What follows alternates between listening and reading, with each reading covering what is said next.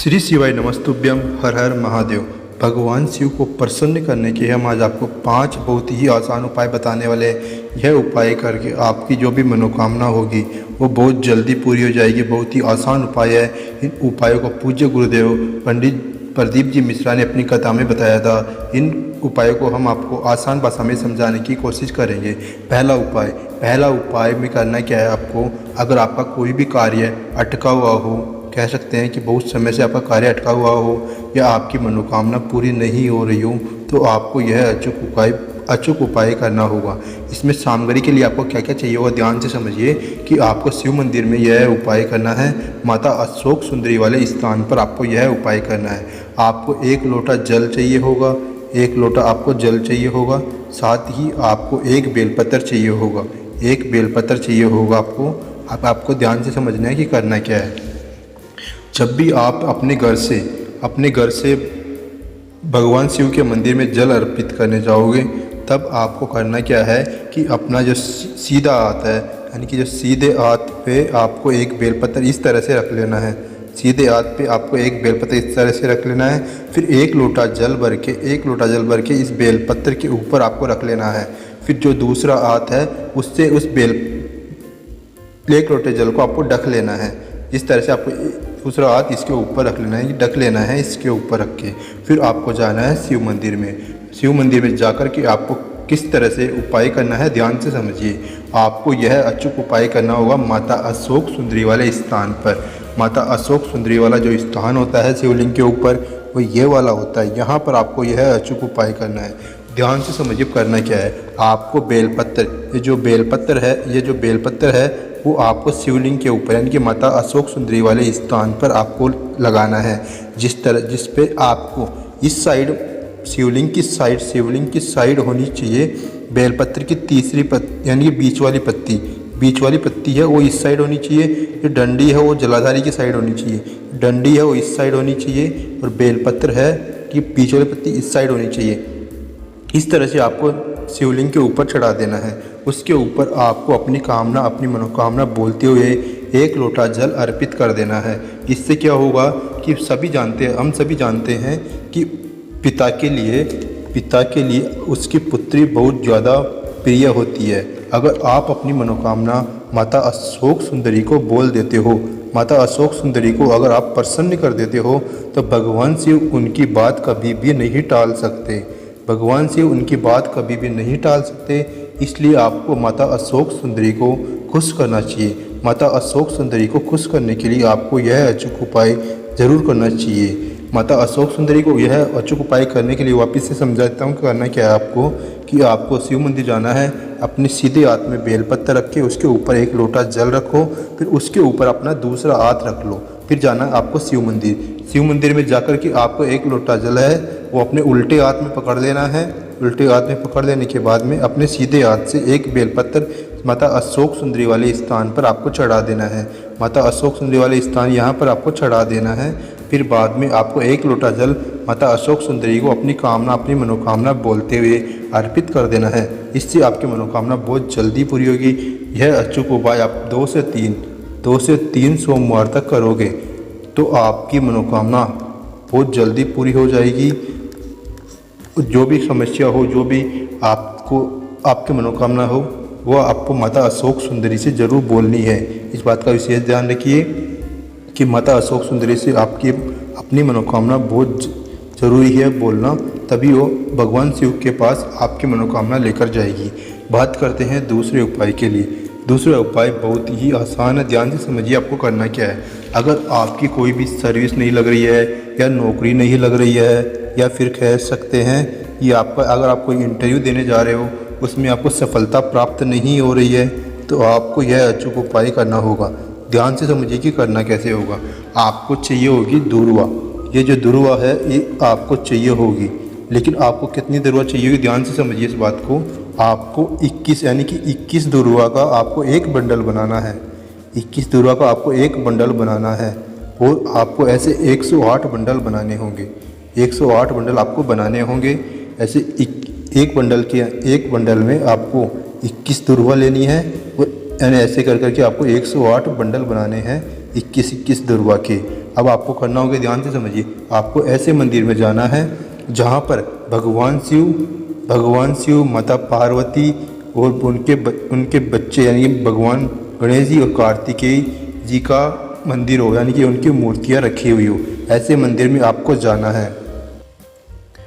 फिर करना क्या होगा, आपको ध्यान से समझिए, साथ में आपको अपने घर से सब पुष्प भी लेके जाने हैं। पुष्प यानी कि आप किसी भी कोई से भी पुष्प आप लेके जा सकते हो, या फिर कह सकते हैं सफ़ेद पुष्प लेके जा सकते हो, लाल पुष्प लेके जा सकते हो, कोई से भी आप लेके जा सकते हो। थोड़े से चाहिए अपने, यानी कि एक या दो पुष्प आपको लेके जाने हैं। फिर करना क्या हो, ध्यान से समझिए कि आपको ने जो 108 की जैसे इकट्ठी करी है, मतलब 21 दुर्वा की आपने 108 बंडल बनाए हैं, उसकी आपको माला बनानी है। माला बनाने के बाद में आपको मंदिर जाना है। मंदिर में ऐसे मंदिर जाना है जहाँ पर भगवान गणेश जी हो, भगवान शिव हो, माता पार्वती हो और साथ ही उन भगवान कार्तिकेय भी हो। आप शिव मंदिर जा सकते हैं। शिवलिंग के पास में ना सभी भगवान रहते हैं। वैसे शिवलिंग के आसपास ही पूरा का पूरा परिवार स्थित है। आपको जाना है शिव मंदिर। अब आपको गणेश जी के ऊपर इसकी माला यानी कि 108 दुर्वा की जो माला बनाई है आपने, वो भगवान गणेश जी के गले में पहना देनी है, अपनी कामना करते हुए, अपनी मनोकामना बोलते हुए। फिर करना क्या हुआ, ध्यान से समझिए इस बात को। अपनी कामना करते हुए, अपनी मनोकामना बोलते हुए भगवान गणेश जी के गले में आपको माला पहना देनी है। माला पहना देने के बाद में आपने जो पुष्प लेके आए थे वो भगवान गणेश जी के आगे आपको अर्पित कर देने हैं। भगवान गणेश जी के आगे आपको सफ़ेद जो भी आप पुष्प लेके गए हो, सफ़ेद लाल कोई से भी पुष्प, वो आपको अर्पित कर देने हैं। भगवान गणेश जी से अपना नाम और अपनी कामना, यानी कि आप जिस समस्या के लिए, जिस काम के लिए, जिस मनोकामना के लिए आप मंदिर आए हो, वो मनोकामना आपको भगवान गणेश जी के आगे बोलनी है। भगवान गणेश जी के आगे आपको बोलनी है। बाद में आपको करना क्या ध्यान से समझिए कि आपको ने जो सफ़ेद पुष्प, लाल पुष्प आपने चढ़ाए थे, उसमें से आपको 1 या 2 पुष्प वापस उठा लेने हैं और अपने घर में जाना है। आपके घर में जाना है। घर में जाने के बाद में आपको करना क्या, ध्यान से समझिए, जहाँ पर आप पढ़ाई करते हो, जहाँ पर आपका कमरा हो, वहाँ पर आपको एक कांच की प्लेट के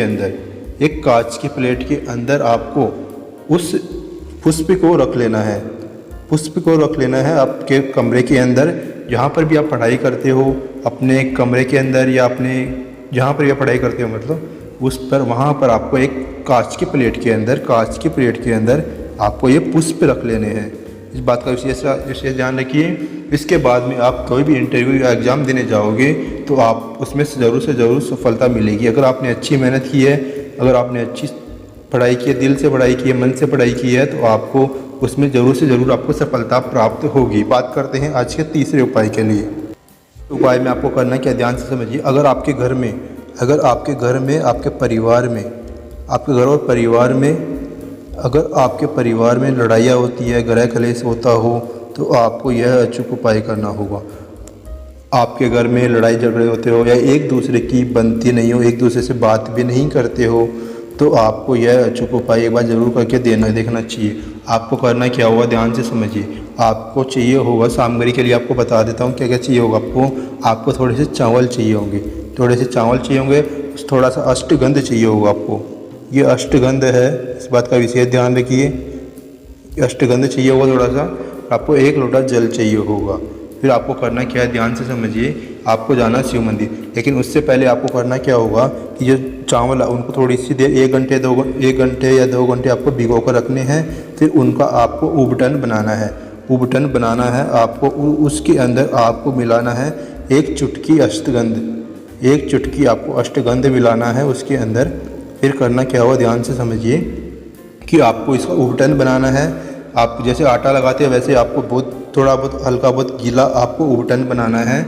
इसमें आपको 1 चुटकी अष्टगंध मिला लेना है। फिर आपको जाना है शिव मंदिर में जाने के बाद में आपको करना क्या होगा कि भगवान शिव है, भगवान भोलेनाथ है, भगवान भोलेनाथ को आपको इसका लेपन लगाना है। भगवान भोलेनाथ के ऊपर आपको लेपन लगाना है। लेपन लगाने के बाद में आपको थोड़ा सा, यानी कि 4-5 बूंद, कह सकते हैं कि 4 से 5 बूंद आपको उबटन उसके अंदर, अपनी कटोरी के अंदर आपको रख लेना है। फिर करना क्या हुआ, ध्यान से समझिए इस बात को। अब आपको 7 7 लोटा साफ पानी का 7 लोटा आपको शिवलिंग के ऊपर आपको अर्पित कर देने हैं। 7 लोटे साफ जल आपको शिवलिंग के ऊपर अर्पित करना है। अपनी कामना, अपनी मनोकामना बोलते हुए आपको शिवलिंग के ऊपर अर्पित करना है। फिर आपको करना क्या हो, ध्यान से समझिए। जो थोड़ा सा 4 से 5 बूंद आपने कटोरी के अंदर उपटन बचा लिया था, उसको अपने घर में लेके जाना है। जहाँ पर भी आपका कमरा हो या आपका रूम हो या आपका हॉल हो या आपका किचन हो या फिर आपका रसोई घर हो, कहीं पर भी आपको सभी जगह, मतलब सभी जगह पर आपको इस उपटन की एक एक बिंदी आपको सभी जगह लगा देनी है। इस तरह से जिस रसोई के अंदर भी, आपके रूम में, आपके हॉल में, सभी जगह पर आपको एक एक बिंदी लगा देनी है, अपनी कामना, अपनी मनोकामना बोलते हुए। इससे घर में धीरे धीरे आप देखोगे कि कलेश का ख़त्म होता चला जाएगा और धीरे धीरे आपके परिवार में एक दूसरे के नज़दीक आने लगेंगे लोग और बहुत प्यार बना रहेगा पूरे परिवार के ऊपर। आपको पांचवा उपाय आपको समझा देता हूँ, आपको करना क्या है, ध्यान से समझिए इस बात का। आपको चौथा उपाय आपको समझा देता हूँ, ध्यान से समझिए आपको करना क्या होगा। चौथे उपाय के लिए आपको, अगर आपको कोई भी पेट से संबंधित कोई भी बीमारी हो, तो पूज्य गुरुदेव ने एक अचूक उपाय बताया है। इस उपाय को हम आपको आसान भाषा में समझाने का प्रयास करते हैं। ध्यान से समझिए आपको करना क्या है। आपको सफ़ेद दुर्वा लेनी है। इस तरह की आपको सफ़ेद 41 दुर्वा लेनी है। इस बात को इसे ध्यान रखिए, 41 दुर्वा लेनी है। जैसे अपने माला बनाते हैं वैसे ही आपको इसकी माला बना लेनी है, या फिर एक दूसरे में गांठ इसकी माला बना लेनी है, या फिर कह सकते हैं कि आपको इसकी गांठ लगा लेनी है। यानी कि 41 दुर्वा की आपको गांठ लगा लेनी है। या आप 41 ले सकते हो, 31 ले सकते हो, या 21 ले सकते हो, या आप 11 दुर्वा भी ले सकते हो। कितनी भी आपकी इच्छा अनुसार आप ले सकते हो, लेकिन लेने इसी क्रम में 11, 41, 21, 31। फिर आपको करना क्या होगा, ध्यान से समझिए। आपको जाना है भगवान शिव मंदिर, यानी भगवान गणेश जी के मंदिर में जाना है, जहाँ पर भगवान शिव का मंदिर भी उपलब्ध हो। आपको जाना है शिव मंदिर में जहाँ पर भगवान गणेश जी उपलब्ध हो। अब आपको करना क्या है, अपनी कामना, अपनी मनोकामना आपको बोलते हुए, अपनी मनोकामना, अपनी बीमारी के बारे में भगवान गणेश जी से बोलते हुए भगवान गणेश जी के ऊपर आपको 41 दुर्वा की जो माला आपने बनाई थी, वो उसको वहाँ पर आप भगवान गणेश जी के ऊपर, यानी कि भगवान गणेश जी के गले में डाल सकते हो, या फिर आप भगवान गणेश जी के आगे भी रख सकते हो। फिर करना क्या होगा, थोड़ी सी देर आपको वहाँ बैठना है, 5 से 10 मिनट आपको बैठे रहना है। फिर बाद में आपको उठते घर जाते समय आपको थोड़ी सी दुर्वा, यानी कि जो आपने माला चढ़ाई थी उसमें से आपको थोड़ी सी, यानी कि 1 से 2 दुर्वा आपको तोड़ लेनी है। तोड़ लेने के बाद में अपने पास रख लेनी है। 1 से 2 टुकड़े, यानी कि 1 से 2 दुर्वा आपको अपने पास रख लेनी है। फिर आपको अपने घर जाना है। घर जाने के बाद में दूसरा दिन होता है, उस दिन आपको करना क्या हो, ध्यान से समझिए। दूसरा दिन आपको सुबह के समय खाली पेट आपको दुर्वा चबा के खानी है, चबा के आपको खानी होगी। फिर बाद में आपको आधे घंटे बाद में आपको पानी पी लेना है। आधे घंटे बाद में आपको पानी पी लेना है। इससे आपका रोग, आपके पेट संबंधी जब सभी समस्याएं दूर होती चली जाएगी और आपकी जो भी समस्या हो खत्म होती चली जाएगी। यह उपाय आपको कम से कम लगातार 5 बार करना होगा। कह सकते हैं कि 5 आप बुधवार को कर सकते हो, 5 आप सोमवार को कर सकते हो, 5 आप प्रदोष के दिन कर सकते हो, या फिर 5 आप शिवरात्रि कर सकते हो। लगातार 5 बार आपको यह अचूक उपाय जरूर करना चाहिए। लेकिन ध्यान रखिए, सफ़ेद दुर्वा को आपको चबा के खाना है, तभी आपका यह जो भी बीमारी है पेट संबंधी वो धीरे धीरे दूर होती चली जाएगी और आपकी जो भी मनोकामना हो बहुत जल्दी पूरी होगी। बात करते हैं आज के 5वें उपाय के लिए। 5वां उपाय ध्यान से समझिए कि करना क्या होगा। बहुत ही अचूक उपाय है, बहुत ही अच्छा उपाय है।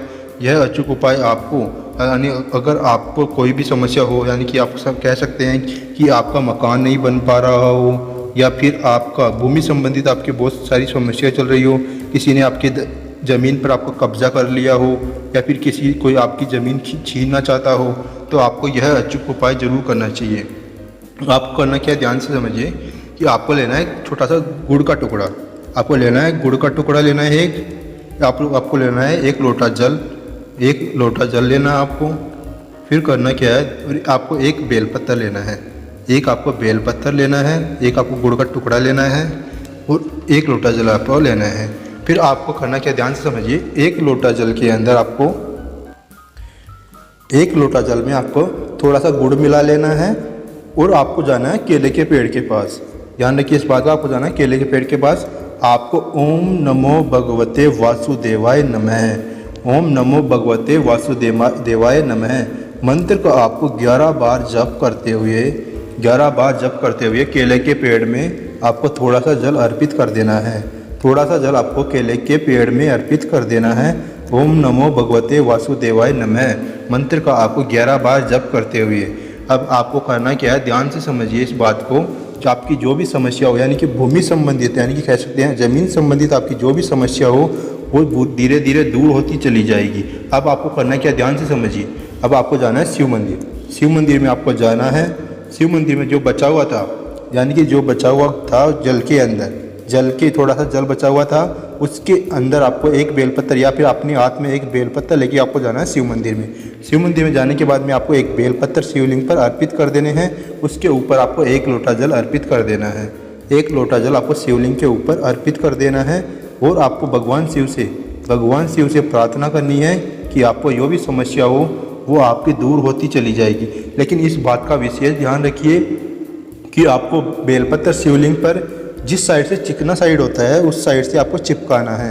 कह सकते हैं कि शिवलिंग के ऊपर आपको जिस साइड से चिकना साइड होता है उसको साइड से आपको चिपका देना है शिवलिंग के ऊपर। फिर उसके ऊपर आपको 1 लोटा जल, यानी कि आपके पास जितना पानी बचा हुआ था आपके लोटे में उतना आपको इसके ऊपर अर्पित कर देना है।